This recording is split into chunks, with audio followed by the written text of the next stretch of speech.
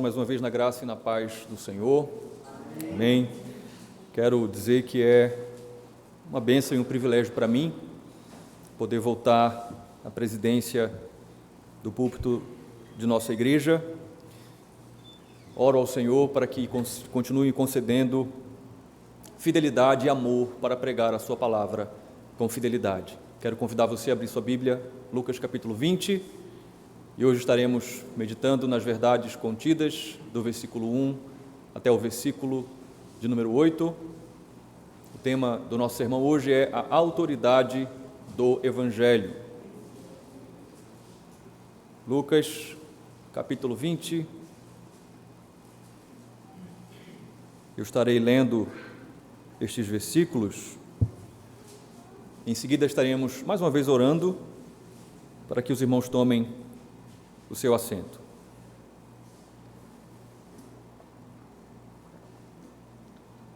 A palavra de Deus assim nos diz: Aconteceu que, num daqueles dias, estando Jesus a ensinar o povo no templo e a evangelizar, chegaram os principais sacerdotes e os escribas, juntamente com os anciãos, e lhe perguntaram: Diga-nos, com que autoridade você faz estas coisas? Ou quem lhe deu esta autoridade? Respondeu Jesus: Eu também vou fazer uma pergunta a vocês. Digam, o batismo de João era do céu ou dos homens? Então, diz o versículo 5, discutiram entre si. Se dissermos do céu, ele dirá: por que não acreditaram nele? Mas, se dissermos dos homens, o povo todo nos apedrejará, porque está convicto de que João era profeta. Por fim, responderam que não sabiam de onde era. E Jesus lhes disse: Então eu também não lhes digo com que autoridade faço estas coisas. Palavra do Senhor, vamos orar mais uma vez. Deus de toda a graça, de toda a misericórdia, mas também de toda a justiça.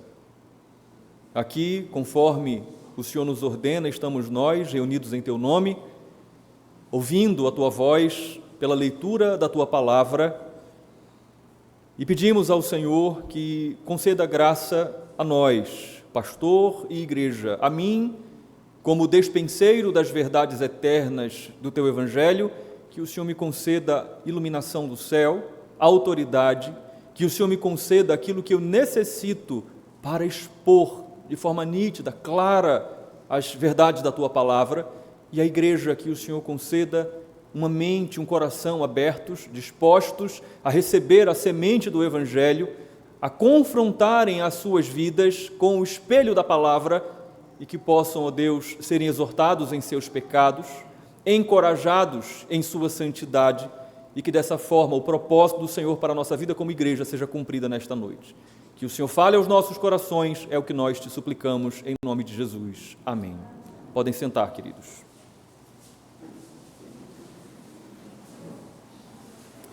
Eu me lembro que na última exposição, acho que no final da última exposição, eu encorajei vocês, na verdade, eu cheguei a exortá-los, de que vocês, sobretudo nessa parte final do Evangelho segundo Lucas, vocês buscassem a face do Senhor, preparassem o coração de vocês, como se deve todo crente fazer, todas as vezes que vir à igreja para ouvir a palavra, mas de modo especial nessa sessão, nessa dura sessão, que é a sessão final desse Evangelho. Nós estamos hoje começando o capítulo 20 desse Evangelho, e Lucas vai registrar de modo muito especial essa fase final da perseguição que vai culminar no assassinato premeditado do inocente Filho de Deus.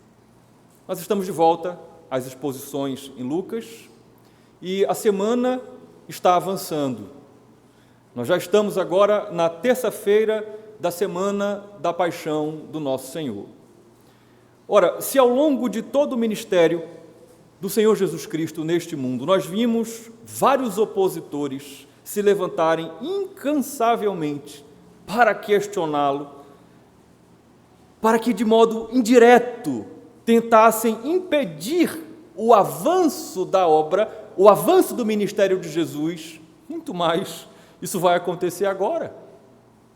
Porque Jesus está na Cidade Santa, Jesus está em Jerusalém, Jesus está no centro do poder religioso do povo judeu. Os ensinos de Jesus não eram bem-vindos quando ele estava fora. Que dirá agora, na capital do poder religioso de Israel? Os ensinos de Jesus não eram bem-vindos, nunca foram, para aqueles que são resistentes ao Evangelho. Por quê? Porque os ensinos de Jesus denunciavam o pecado. Especialmente para os líderes religiosos dos dias do Senhor, do seu ministério na terra, os ensinos de Jesus denunciavam os erros grosseiros que eles cometiam na interpretação da lei de Deus. Os ensinos de Jesus revelavam que os escritos paralelos à lei, os documentos que os líderes religiosos produziam, na verdade, eram produzidos com um pretexto: interpretar a lei de Deus, mas com o intuito pecaminoso. Os ensinos de Jesus estavam ameaçando as estruturas de poder daquela religião. Os ensinos de Jesus expunham os poderosos e as suas incoerências religiosas, porque eles diziam: nós amamos a Deus, mas as suas vidas eram contrárias à sua profissão e declaração de fé, porque com as suas vidas desonravam a Deus, adulteravam a lei de Deus. Logo, para esses opositores, o ensino de Jesus tinha que acabar. Eles precisavam arranjar um jeito de silenciar Jesus a qualquer custo, mas eles perceberam que eles não podiam fazer isso de qualquer forma. Tinha que ser de um jeito que o povo não percebesse, porque havia uma grande diferença. Se para os líderes religiosos o ensino de Jesus era ameaçador num nível em que eles nunca tinham experimentado antes, da mesma forma, os ensinos de Jesus eram libertador num nível que o povo nunca havia experimentado antes. Então, nós vimos no final da exposição passada, lá no capítulo 19, no final do versículo 47, que eles procuravam tirar a vida de Jesus, mas eles não sabiam como fazer isso. Por quê? Porque o povo, ao ouvir Jesus, era cativado por ele. Ele era atraído pelos ensinos de Jesus, de modo que eles o ouviam atentamente. É o que diz o versículo 48 de Lucas 19. É interessante que Jesus, ele não era populista. A sua pregação, a sua mensagem não era para agradar o povo, mas a verdade do Evangelho era incomparavelmente libertadora para o povo. E não tinha como ser diferente. Nós vimos no início desse Evangelho, lá no capítulo 4, versículos 18, 19 e 21, o próprio Senhor Jesus Cristo, dentro de uma sinagoga em Nazaré, ler uma porção do livro de Isaías, especificamente o que dizia respeito ao capítulo 61, versículo 1. O Senhor leu: o Espírito do Senhor está sobre mim, porque Ele me ungiu para evangelizar os pobres, enviou-me para proclamar libertação aos cativos e restauração da vista aos cegos, para pôr em liberdade os oprimidos. Não tinha como ser diferente.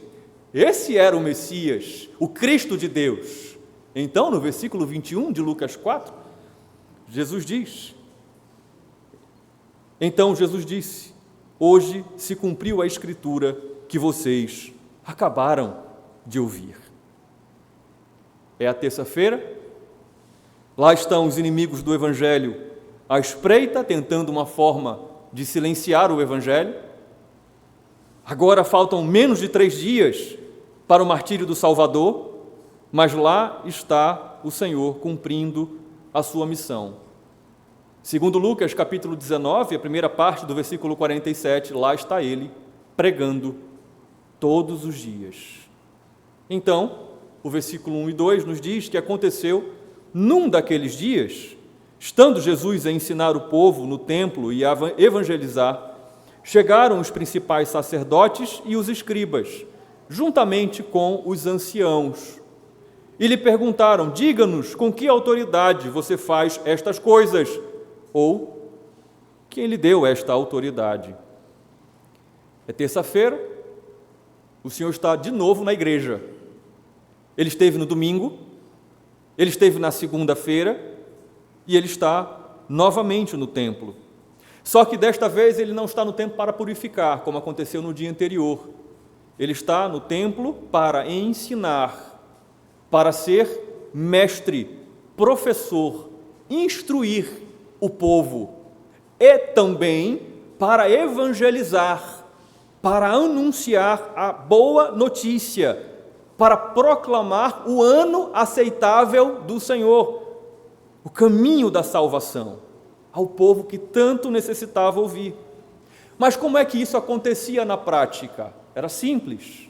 O Senhor, a partir da exposição, a partir do ensino da Escritura, do Antigo Testamento, ele ia instruindo o povo, e então ele ia corretamente interpretando a Escritura e aplicando os princípios da Escritura com vistas ao povo entender o caminho da salvação. Então, Jesus ia ensinando, expondo a Escritura e aplicando corretamente a Escritura com vistas ao povo entender o caminho da salvação. O Senhor ia evangelizando. Note, faltam menos de 3 dias para o Senhor ser moído, conforme foi predito por Isaías 53. Ele está às portas da agonia. Inclusive, já tem o tema de um dos próximos sermões, o jardim da agonia. Estou meditando sobre o Getsemane. Ele está às portas da agonia, mas ele continua anunciando o Evangelho. Em Jerusalém, observe, nada conseguiu deter o Senhor, nada conseguiu desviá-lo da sua vocação, da sua missão. E isso, igreja, deve ser didático para nós, para mim e para você.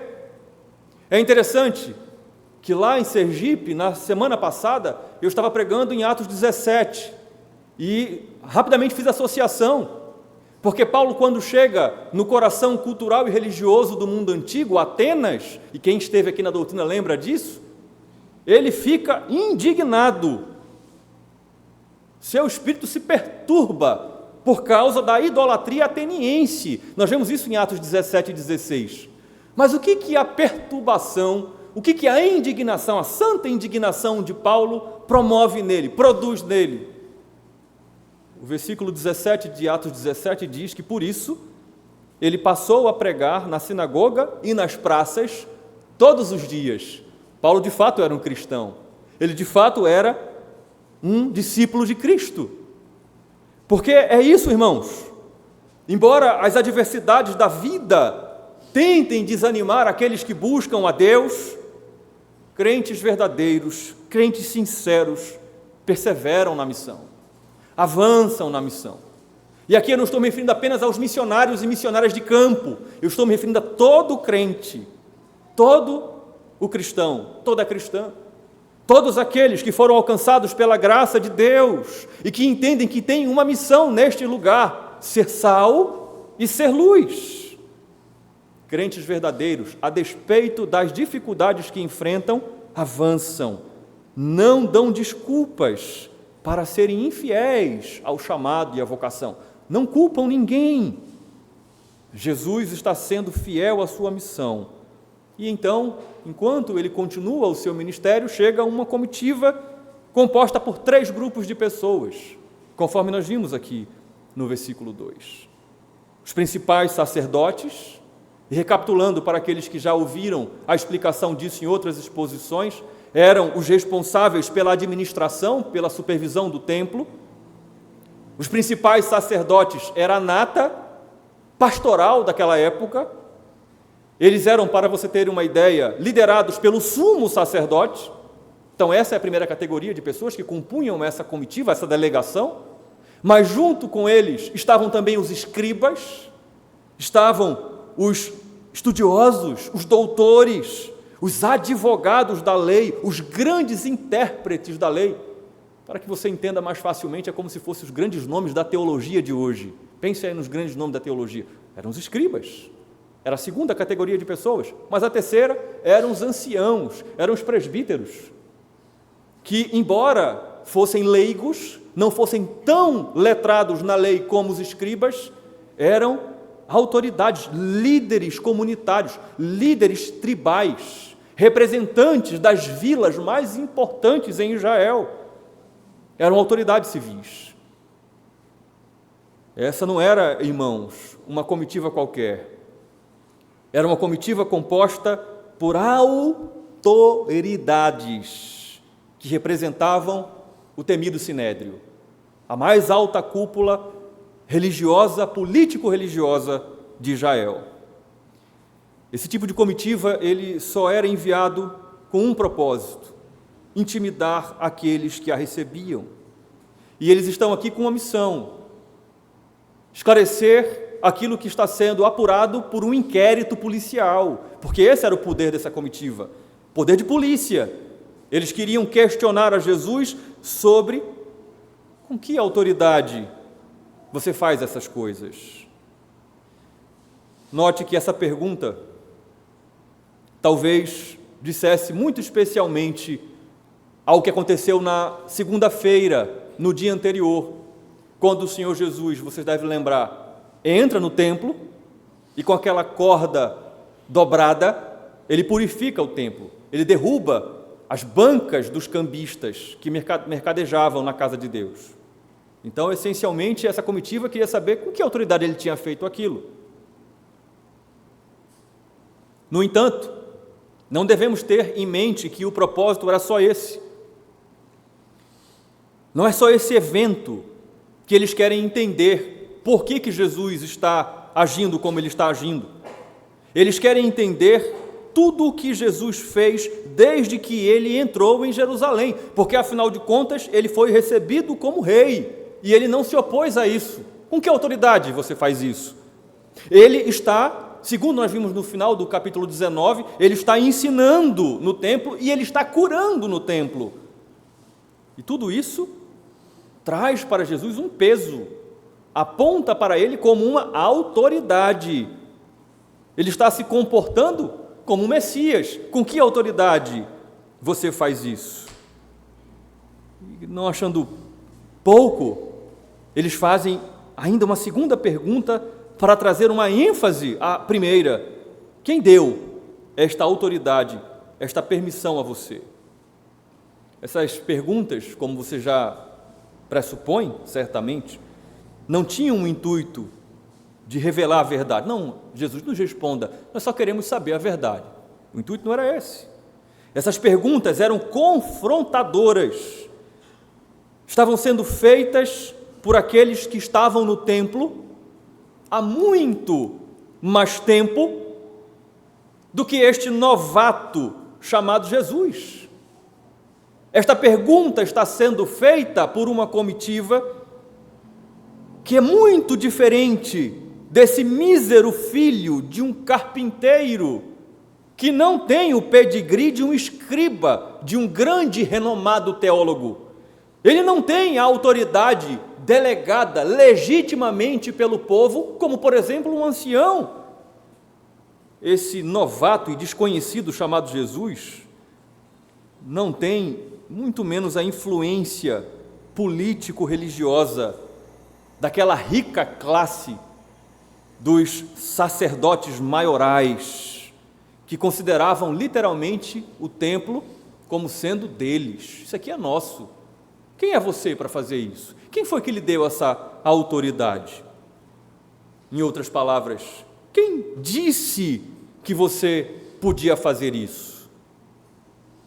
O reformador alemão Philipp Melanchthon, um dos grandes companheiros e amigos de Martinho Lutero, olhando para esta passagem, ele diz uma coisa interessante. Melanchthon diz: eles não discutiam sobre a sua doutrina, e sim sobre as formalidades, como se declarassem: embora sua doutrina seja verdadeira, você não pode ensinar a não ser que nós lhe autorizemos a fazê-lo. Concordo com Melanchthon, por isso que partilho isso com vocês. E aí eu quero começar a refletir sobre algumas aplicações práticas, baseadas no contexto imediato do versículo 1 e do versículo 2. Veja, ministros, pastores, ministros da palavra e do sacramento recebem a incumbência, a missão de ensinarem, de pregarem o evangelho continuamente na igreja. E enquanto o evangelho for pregado por estes ministros, de modo fiel, de modo bíblico, a autoridade do ministro não pode, não deve ser questionada.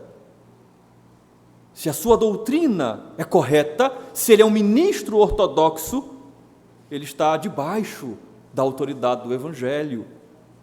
No entanto, irmãos, o que nós vemos em muitos casos são pessoas que se consideram donas da igreja e que, a despeito da veracidade do ensino bíblico, questionam a autoridade do pastor.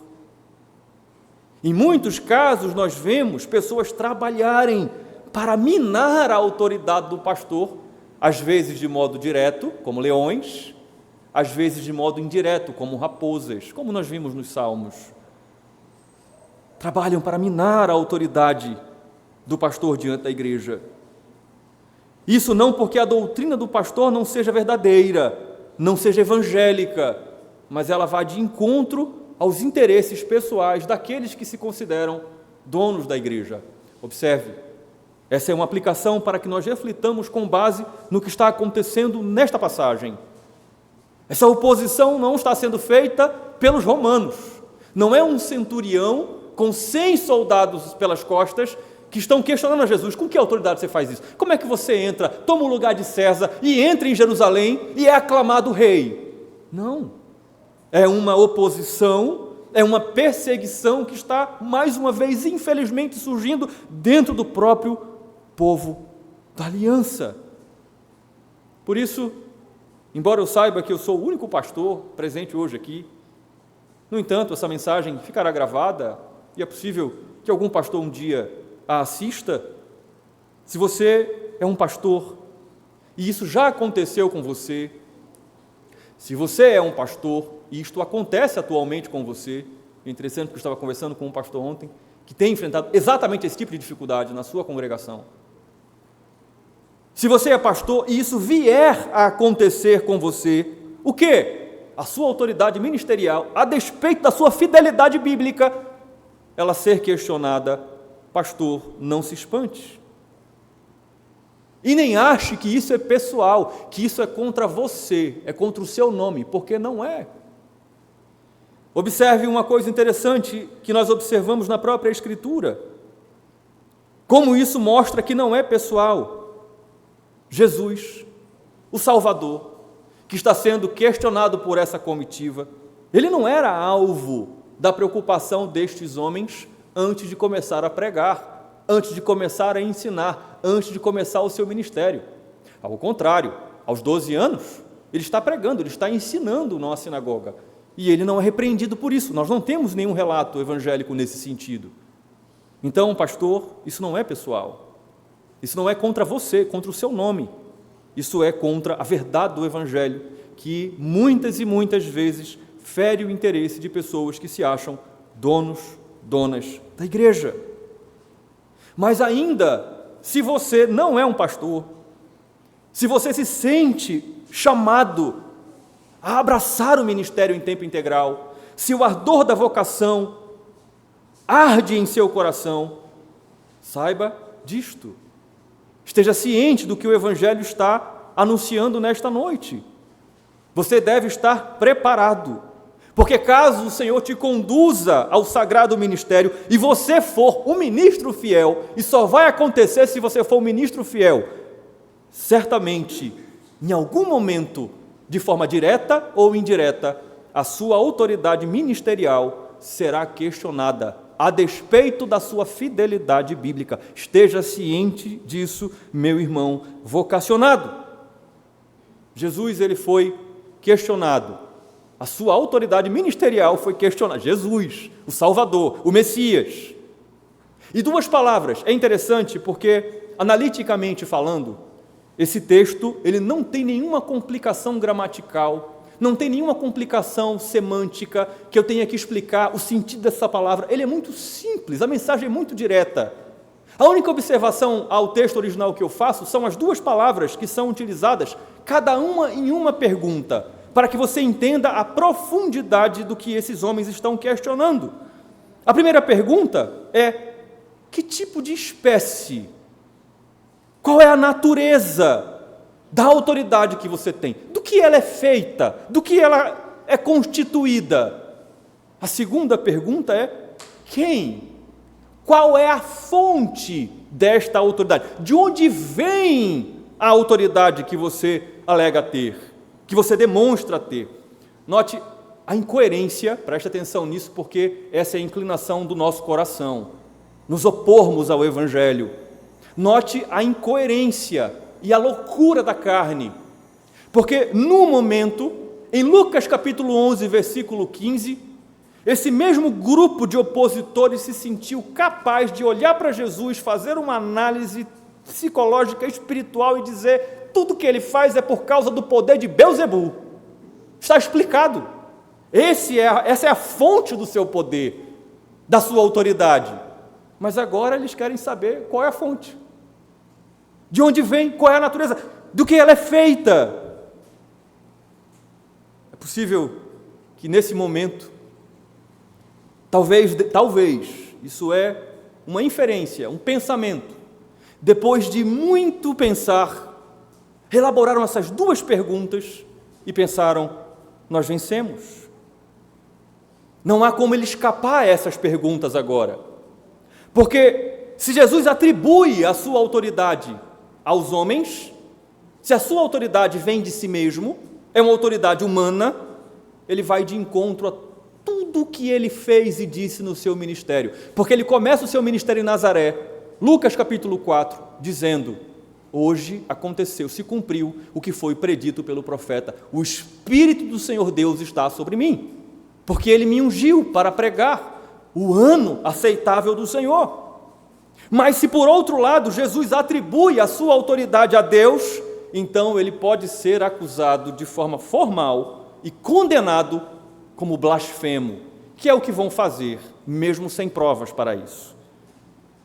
E aí, eu tenho que concordar com o reformador francês João Calvino, quando olhando para esta passagem, ele diz: embora aqueles homens fossem guardiões verdadeiros da igreja, é monstruoso vê-los se levantarem contra Deus, acharem que pegaram o Senhor na arapuca.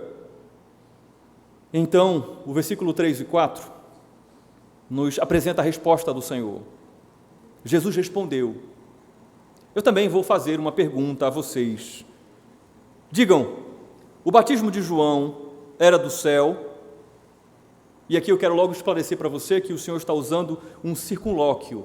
É uma maneira indireta de se referir a Deus. Então a gente pode traduzir: o batismo de João era de Deus ou era dos homens? O Senhor, ele está usando aqui um método rabínico que era muito conhecido deles e utilizado para tratar questões que havia uma controvérsia, duas opiniões diferentes. Esse método consistia em perguntas e respostas. O Senhor não está se esquivando de responder, ele não está ganhando tempo para pensar. O Senhor, perceba, ele não, com toda a sabedoria que tinha, ele não começa a trazer argumentos em seu favor, e ele tinha mais do que suficientes, não só argumentos teológicos, como argumentos fáticos, pelas suas obras, não só pelo seu ensino, como pelos seus milagres. Já estava mais do que provado que ele de fato era o Messias, mas ele não apresenta os seus argumentos. Por quê? Porque quando o Senhor faz isso, ele está, na verdade, dando a eles uma oportunidade de refletirem sobre o seu próprio pecado e se arrependerem deste pecado. E para isso ele vai lançar mão de um nome que já não está mais entre eles, um nome do passado, mas que havia um ponto em comum exatamente com o que está acontecendo aqui. Esse nome também havia sido rejeitado pelos fariseus, havia sido rejeitado pelo Sinédrio, João o Batista. A pergunta é: o batismo de João, ele veio do céu, de Deus ou dos homens? O significado do batismo de João estava ligado ao Antigo Testamento. Era um batismo que usava água com o sentido de purificação cerimonial. João Batista não só batizava, João Batista também pregava. E qual era o intuito, qual era o cerne, o coração da pregação de João Batista? A mesma do Senhor, o Evangelho. Arrependam-se dos seus pecados. Tenham convicção pessoal de que vocês são pecadores, se arrependam para que vocês possam receber o reino de Deus. O evangelista Mateus registra o início desse ministério, dessa pregação. Capítulo 3, versículos 1 e 2. Naqueles dias apareceu João Batista pregando no deserto da Judéia. Ele dizia: arrependam-se, porque está próximo o reino dos céus. E a sua pregação era uma pregação abençoada por Deus. Ela alcançava os corações, porque o versículo 6 de Mateus 3 nos diz que eles, confessando os seus pecados, eram batizados por ele no Rio Jordão. Então, esse é o ministério de João Batista, esse é o seu batismo. Mas João, acima de tudo, fez aquilo que foi predito pelo profeta Isaías no capítulo 40, versículo 3. João pavimentou o caminho para o início do ministério do Senhor, e ele vai falar isso no versículo 3 de Mateus 3. De modo que quando João vê o Senhor se aproximar para ser batizado, quais foram as palavras que estão registradas no Evangelho segundo João, capítulo 1, versículo 29? Eis o Cordeiro de Deus, que tira o pecado do mundo. Mas apesar desse ministério tão abençoado por Deus de João Batista, o Sinédrio também enviou uma delegação semelhante a esta até Betânia para interrogar João. Você vai encontrar isso do versículo 19 até o versículo 28 de João, capítulo 1. Por que fizeram isso? Pelo mesmo motivo que fizeram aqui com Jesus. Porque o ministério de João Batista estava fora dos interesses dos donos do templo, dos donos da igreja daqueles dias. E então, a pergunta que está no versículo 19 de João 1, quem é você? Diga quem é você, para que nós possamos voltar para quem nos enviou e possamos responder. Então, nosso Senhor está pegando esse ministério curto que foi o de João Batista, entretanto frutífero, e está chamando esta comitiva à reflexão.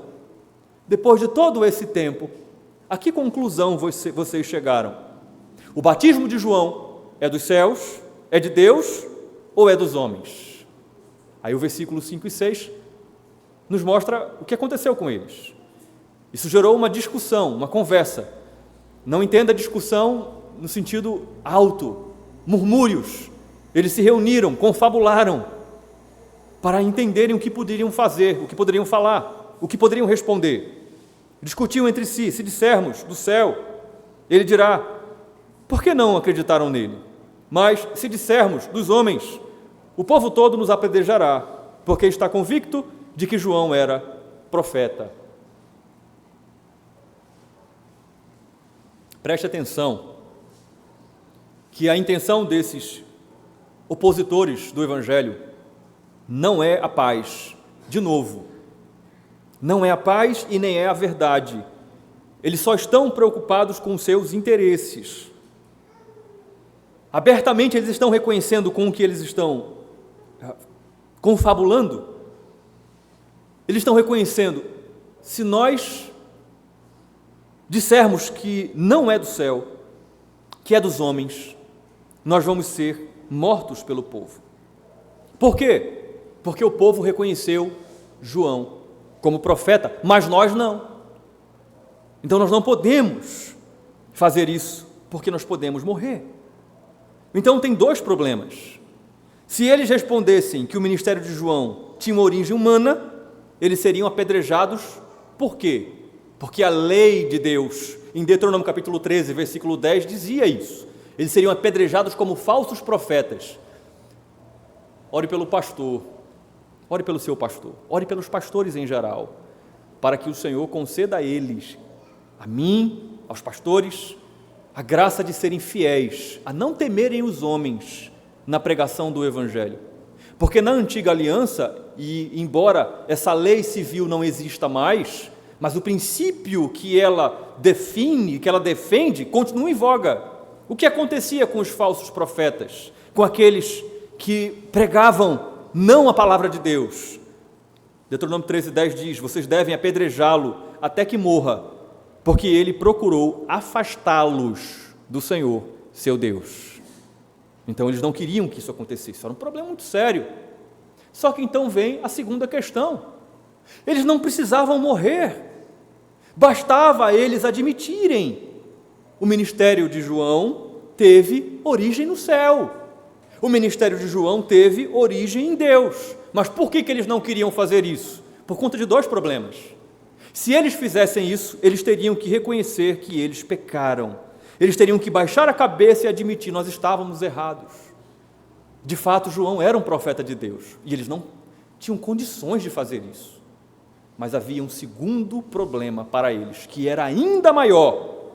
Se eles admitem que o batismo, que o ministério de João, ele era celeste, ele veio do céu, ele veio de Deus, eles teriam então que admitir que Jesus falou a verdade, e apontou para Jesus e disse: esse é o Cordeiro de Deus, Jesus Cristo. E eles não estavam dispostos a fazer isso. E então o versículo 7 diz que, por fim, eles responderam que não sabiam de onde era o batismo, o ministério de João o Batista. Eles tomaram a pior de todas as decisões que eles poderiam tomar. Eles tomaram a mais vil, a mais maligna de todas as decisões. Eles mentiram deliberadamente. Eles se tornaram filhos do diabo, porque foram mentirosos. Porque a verdade é que eles não reconheciam o ministério de João Batista. Se eles fossem honestos, eles diriam: o ministério de João Batista, ele foi humano. Mas também eles não foram honestos, por quê? Porque eles não admitiam que eles não estavam dispostos em reconhecer o ministério de Jesus. Mas observe, eles estavam tão mergulhados nas trevas que eles foram incapazes de serem honestos, mesmo sendo crentes. Eram crentes, faziam parte do povo da aliança. Só que observe, eles achando que encontraram uma saída, eles acabaram por criar um problema ainda maior, porque essa resposta que eles deram os condenou. Por que os condenou, pastor? Porque eles eram líderes, tanto líderes políticos, civis, como líderes religiosos em Israel. Aqui estava a comitiva que era responsável por avaliar as palavras de todos aqueles que se autodeclaravam pastores, profetas. Era o trabalho deles. E eles estão dizendo: nós não sabemos, nós não conseguimos discernir se vinha dos homens ou se vinha de Deus. Mentiram como se Deus não estivesse olhando para eles. Mentiram como se pudessem escapar da verdade de Deus. Mas fazendo isso, eles se autodenunciaram, exatamente como nos instrui o Salmo 7, versículo 14, 15 e 16, quando diz: eis o ímpio, está com dores de iniquidade, concebeu a maldade e dá à luz a mentira. Abre e aprofunda a cova e cai nesse mesmo poço que faz. A maldade recai sobre a cabeça e sobre o próprio crânio desce a sua violência. Eu faço questão de enfatizar o que está acontecendo, primeiro porque é o Evangelho que está sendo hoje exposto para nós, para chamar a sua atenção para o que o Evangelho está nos alertando, a mim e a você. A tendência do nosso coração é exatamente esta. É possível eu e você termos até uma certa simpatia pela religião. É possível eu e você sermos crentes. É possível eu e você sermos até líderes na casa de Deus, como esses homens eram. Mas a tendência, você pode ser cheiroso, cheirosa como for, perfumado, bem arrumado. A tendência do coração rebelde, a tendência do coração afetado pelo pecado é a rejeição a Jesus. Rejeição ao ponto do ridículo. Tem uma pessoa que eu conheço que gosta muito dessa palavra, ridículo. Ao ponto do ridículo, ao ponto das atitudes mais absurdas contra o Evangelho. Eu e você somos capazes, se a graça de Deus não nos amparar, se a graça de Deus não amparar a mim e a você, nós podemos estar dentro da comunidade da fé, dentro da família do pacto, dentro da comunidade da aliança, povo de Deus, e nós nos levantarmos absurdamente contra o Evangelho. Como isso acontece de modo prático, pastor? Me ajude, porque eu não quero viver assim. É simples. Se você não se submeter à autoridade de Cristo, se você se deparar com Cristo, com a sua pregação, com o seu ensino, e você questioná-lo, e você perguntar de onde vem essa autoridade, que natureza de autoridade você tem? Quem foi que lhe deu essa natureza? Se você fizer isto, você estará incorrendo neste pecado. Mas se você disser, eu reconheço o meu pecado, eu reconheço a tua autoridade, eu me submeto à tua autoridade, ó Jesus, à autoridade do teu Evangelho, todos os dias, então eu e você estaremos livres de cometer este pecado.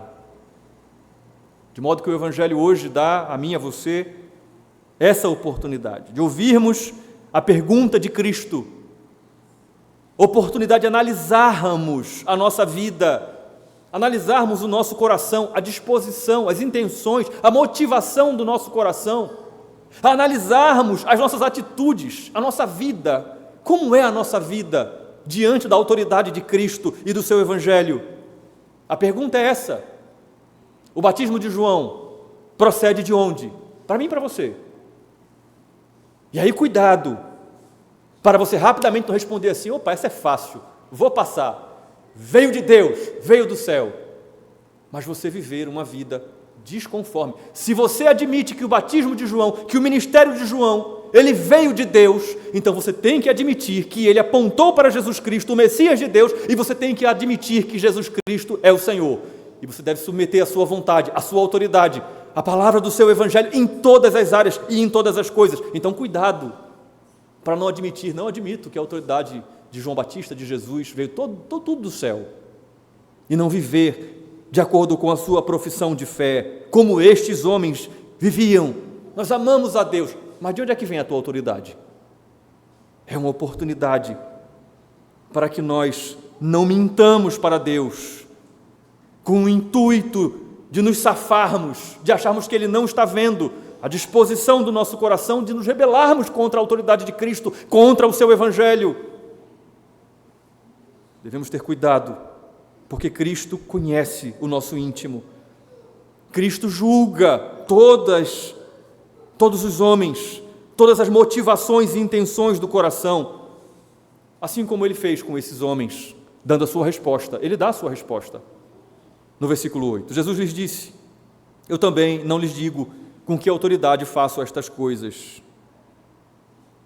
Em outras palavras, Jesus está dizendo: o que vocês não tiveram coragem de fazer, eu faço. Vocês não foram sinceros, pois eu vou ser sincero com vocês.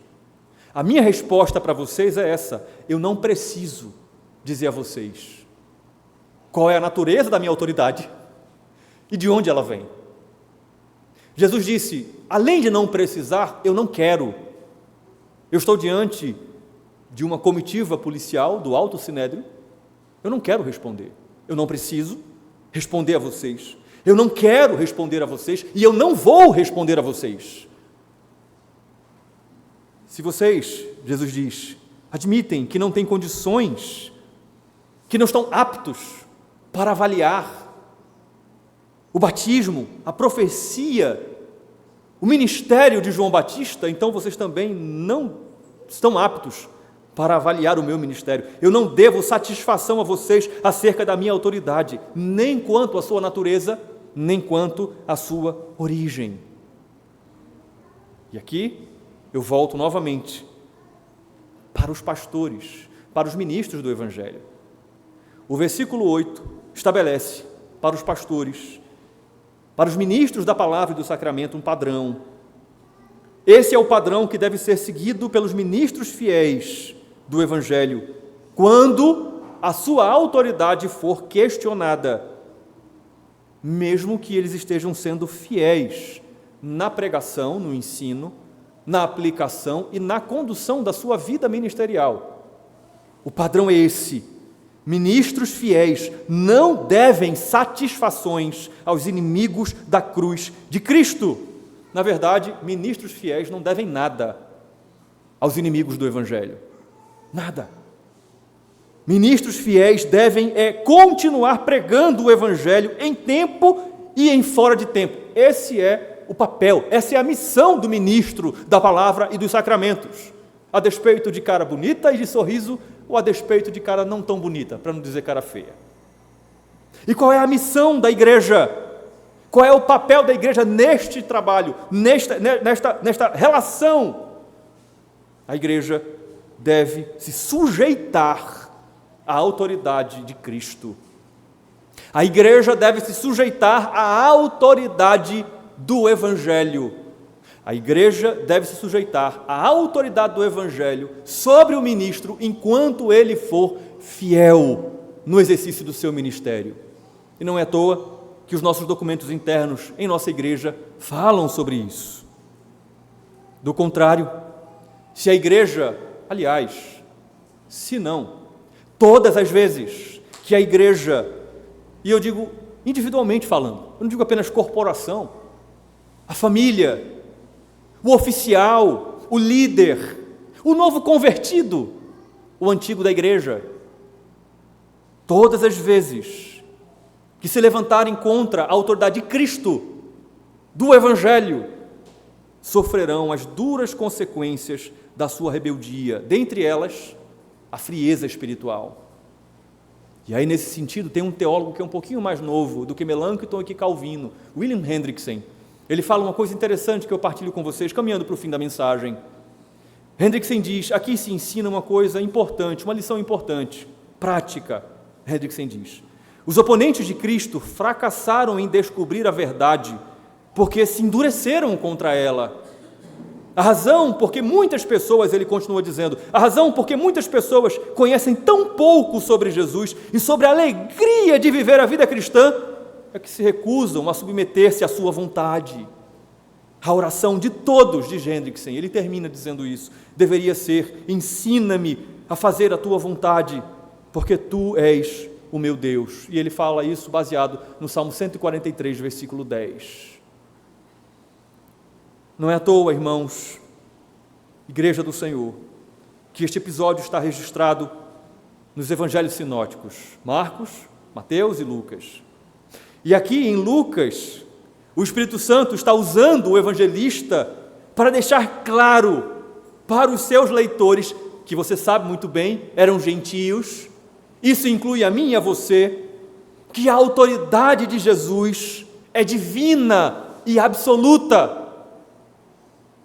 O Espírito Santo usa Lucas em sua instrumentalidade desde o início do Evangelho.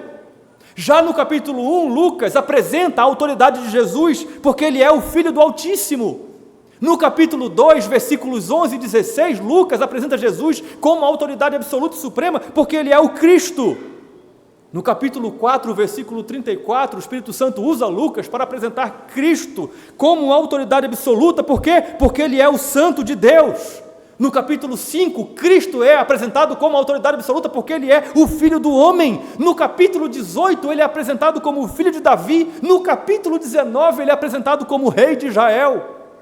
Por isso, a conclusão que os leitores deste evangelho tiveram, que eu e você devemos ter, é que a resposta a essas duas perguntas, ela se resume a uma só. Jesus Cristo não tem autoridade. Se você crê nisso, diga amém.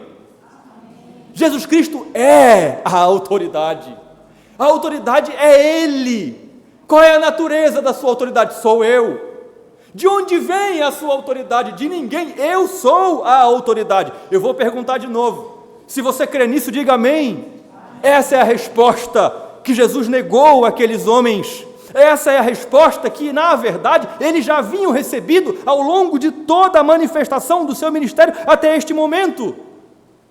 Jesus Cristo é a autoridade para curar. Jesus Cristo é a autoridade para exorcizar, para espantar, para comandar os demônios. Jesus Cristo é a autoridade para comandar a natureza e dizer à tempestade: se aquiete. Jesus Cristo é a autoridade, Ele é a autoridade para ser recebido como rei, não só em Jerusalém, mas sobre todo o cosmo, sobre toda a criação. Por quê? Porque Ele é eterno rei. Jesus Cristo é a autoridade, não só para purificar o templo, mas para purificar corações. Ele é a autoridade. Isso tem para nós, irmãos, duas implicações finais. Primeiro, não esqueça isso. Se você não lembra de mais nada, não esqueça isso. Jamais podemos questionar a autoridade de Cristo. Jamais podemos questionar a autoridade do Evangelho. Jamais podemos cometer erros, como Roma cometeu, de pegar qualquer outra insígnia, bula, qualquer outro regimento, nada, e comparar a autoridade do Evangelho da Escritura. Não são as Talmudes, não é a Mishnah, nada se compara à autoridade de Cristo, nada se equivale à autoridade da palavra, à autoridade do Evangelho. Jamais podemos questionar. É a primeira implicação. A segunda implicação: nós jamais podemos nos sujeitar àqueles que de modo vil questionam a autoridade do Evangelho, questionam a autoridade de Cristo, questionam aquilo que é inquestionável. O Evangelho da graça de Deus é todo autoritativo em si. Por isso, devemos pregar o Evangelho, devemos viver o Evangelho, devemos amar o Evangelho e devemos pregar o Evangelho assim, a plenos pulmões, porque ele é todo autoritativo. Você, crente, não tem que pedir permissão para pregar o Evangelho. Você não tem que pedir desculpas. O pastor nunca deve se desculpar por pregar o Evangelho. O pastor que prega o Evangelho fielmente está demonstrando à igreja o quanto ele a ama ao ponto de se expor e pregar verdades que às vezes ferem, que às vezes machucam. Por quê? Porque vão de encontro à ferida do pecado. Você jamais deve pedir permissão e jamais deve se desculpar. Se desculpe, eu vou me desculpar quando eu falar algo de mim mesmo, mas por pregar o Evangelho, jamais se desculpe, jamais se envergonhe, jamais se intimide diante daqueles que querem questionar a autoridade. Você sabe por quê?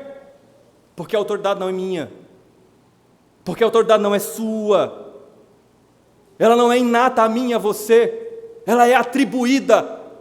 A autoridade que está sobre o ministro da palavra e dos sacramentos, a autoridade que está sobre a igreja, a autoridade que está sobre o povo de Deus, ela vem de Cristo. Por isso, como corpo de Cristo, recebam, não neguem a autoridade desse Cristo. Recebam e levem adiante, preguem na autoridade do Evangelho. Que o Senhor aplique a sua palavra aos nossos corações. Feche seus olhos, vamos orar. Ó Deus, o que podemos te dizer, a não ser, é uma honra nos curvar diante do Senhor. É uma honra todos nós nos calarmos, nos silenciarmos face à tua autoridade. O Senhor não tem autoridade, o Senhor é a autoridade. Toda autoridade que o Senhor tem emana de ti mesmo. O Senhor fala para nós, no fim do teu ministério terreno, que toda autoridade te foi dada. Toda autoridade é tua. Toda autoridade, ó Deus, é tua desde a eternidade. Se despiu de sua veste de glória, mas não se despiu de sua divindade. Obrigado, Senhor, porque através da tua encarnação, através da tua humanidade, o Senhor nos ensinou a sermos submissos à tua própria autoridade, a autoridade de Deus. Nos perdoe, Senhor, quando somos tomados pelo egoísmo, pela vaidade, pelos interesses pessoais e queremos questionar a autoridade do teu Evangelho. Queremos nos insurgir contra as autoridades que o Senhor levanta sobre nós. Tem misericórdia de nós, ó Deus, como igreja, e nos ajude a proclamarmos esse Evangelho na autoridade do Senhor. Nos ajude a nos submetermos à autoridade deste Evangelho, à autoridade do Senhor. Nos ajude a ensinarmos outros a reconhecerem a tua autoridade e a submeterem a tua vontade, a vontade do teu Evangelho. Aplica o Espírito Santo de Deus, a tua palavra aos nossos corações.